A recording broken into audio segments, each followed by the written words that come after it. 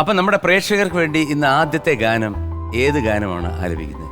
തെക്കൻ കാറ്റ് എന്ന ചിത്രത്തിൽ ബ്രഹ്മാനന്ദ് സാർ ആലപിച്ച പ്രിയമുള്ളവളെ.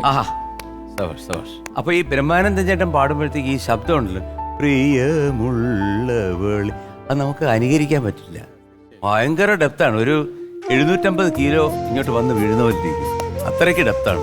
അപ്പൊ എന്തായാലും ആ മനോഹരമായിട്ടുള്ള ഗാനം യേശുദാസൻ എങ്ങനെ പാടുമെന്ന് നമുക്ക് നോക്കാം. Thank you sir. പ്രിയമുള്ളവളെ, പ്രിയമുള്ളവളെ, നിനക്കു വേണ്ടി പിന്നെയും നവസ്വപ്നോപഹാരം ഒരുക്കി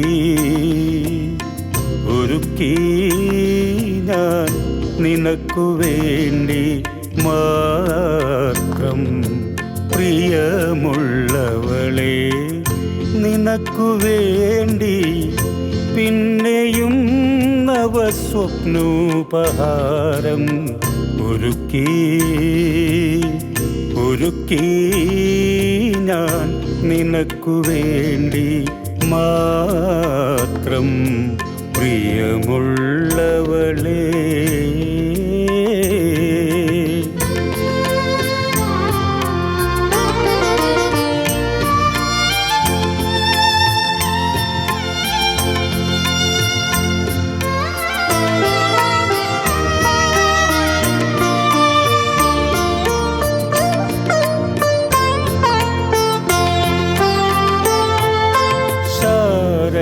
പുഷ്പവനത്തിൽ വിരിഞ്ഞൊരു ശതാവരി മലർ പോലെ, ശാരദ പുഷ്പവനത്തിൽ വിരിഞ്ഞൊരു ശതാവരി മലർ പോലെ, വിശുദ്ധയായി വിടർന്നു നീ എൻ്റെ വികാരരാജാങ്കണത്തിൽ,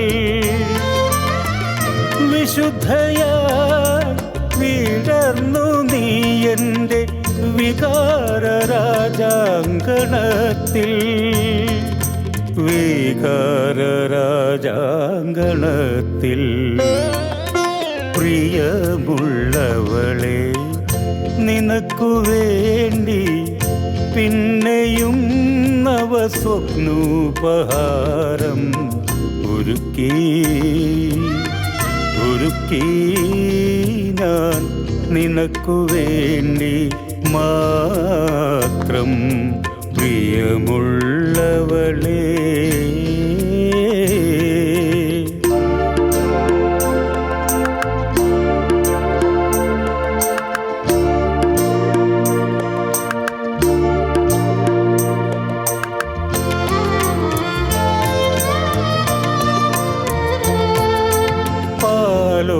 ചന്ദ്രനും പാതിരക്കാറ്റും പതുങ്ങി നിൽപ്പൂച്ചാരേ,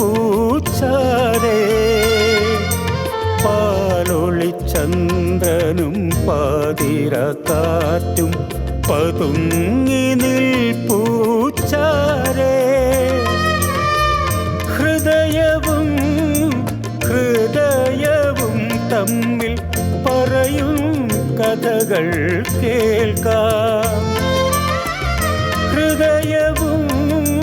ഹൃദയവും തമ്മിൽ പറയും കഥകൾ കേൾക്കാം, പറയും കഥകൾ കേൾക്കാം.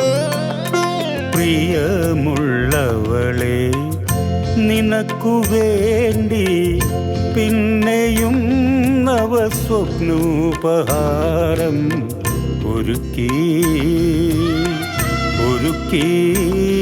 ഞാൻ നിനക്കു വേണ്ടി മാത്രം. പ്രിയമുള്ളവളെ.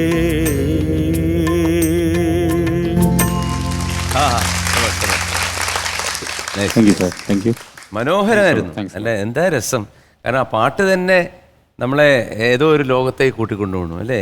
ഇത് ചരണം തുടങ്ങുന്നത് എങ്ങനെയാണ്? ശാരദ പുഷ്പവനത്തിൽ വിരിഞ്ഞ ശതാവരി മല. ശതാവരി ശതാവരി. അപ്പൊ നമ്മൾ ചെറുപ്പത്തിൽ ഈ ശതാവരി എന്താണെന്ന് അറിയില്ല, പക്ഷേ ഈ ശാരദ നമ്മളെ പുഷ്പവനം, അപ്പൊ ഇത്തരത്തിലുള്ള ഈ വാക്കുകളിൽ ഇവർ ഉപയോഗിക്കുന്ന പ്രാസത്തിനും ആ ഭാഷയ്ക്കും ഒക്കെ ഒപ്പം ബ്രഹ്മാനന്ദന്റെ ശബ്ദം, ആ മാനത്തെ കായലൊക്കെ കേട്ട് ഇങ്ങനെ കയ്യിന്ന് പോയി നിൽക്കുന്ന കാലം. മാനത്തെ കായലൊന്ന് മൂളാവോ? മാനത്തെ കായലിൽ മണപ്പുറത്തിന്നൊരു താമര കളിത്തോണി വന്നെടുത്തു, താമര കളിത്തോണി. മാനത്തെ കായലിൽ മണപ്പുറത്തിന്നൊരു താമര കളിത്തോണി വന്നെടുത്തു, താമര കളിത്തോണി.